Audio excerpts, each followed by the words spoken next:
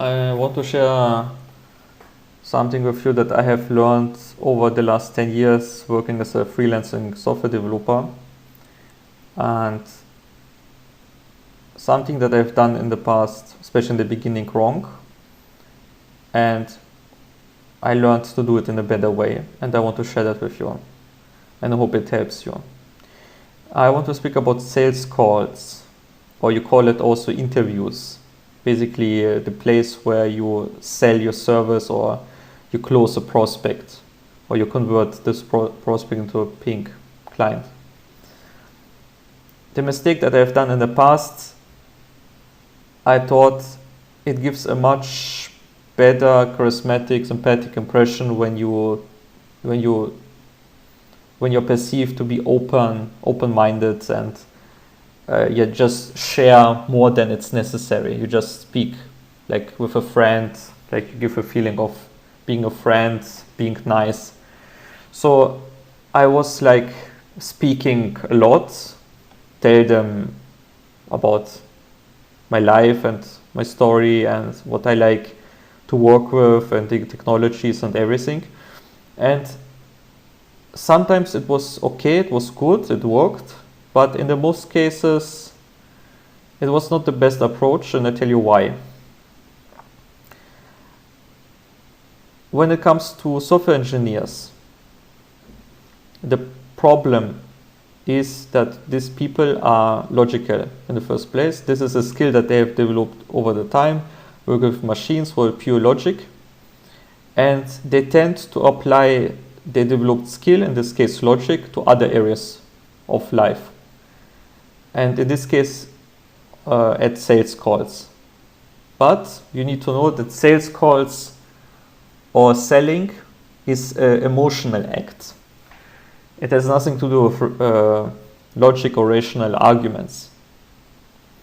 People buy by feelings and justify through logic. So it means you will never convince anyone just through rational arguments.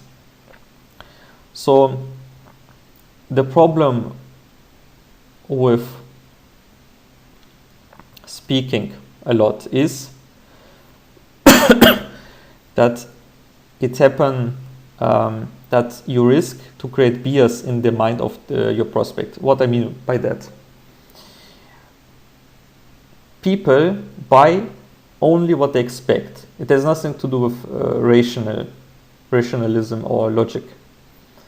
The brain of human work in a way that if you don't know something, you start to expect or to assume what you get. So if it's about sales, you don't have a reason to think different, so you just expect what you will get if you don't know more about that. Yeah, because you assume you think it's a common sense, it's something like a standard, it's something usual. Yeah. So the moment when you tell them more than it's really necessary or more than they ask, you risk to say something that is against the expectations, you create bias, and then they feel, it's maybe not really they're aware of that, but they feel, okay, it's not a perfect fit. Or maybe you want to over-deliver and you want to deliver more than they really need or asked for. And then they think, we don't really need that. It's like you're perceived as a not perfect fit because you sell more than they really need.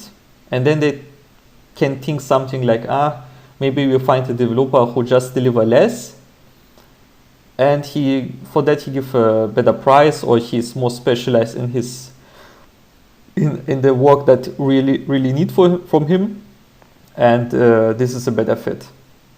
So it's like, imagine you go to a supermarket and you want to buy a banana, and you see a package of a banana, an orange, an apple, and everything. And let's pretend it's even the same price. The package has the same price like one single banana. But the feeling that you have is, yeah, but in this you don't want the orange and the apple. It's like more than you really want and need. and you feel, I don't want really that package, I want just the banana. So it's a pure emotional problem. It has nothing to do with logic. And this is the problem, or this is a challenge that I had in the past, to understand such things. So that's the reason I give you the advice when you go in interviews. Speak to the point, don't tell more than necessary. Of course, you need to train that, to balance it, that not that you sound robotic or unfriendly or ignorant or something. Yeah, you need to answer questions, but to the point and in a way that it creates as little bias as possible. You can never avoid it completely, but the more you avoid it, the more sales you will, or the most prospects you will close. I hope that advice helped.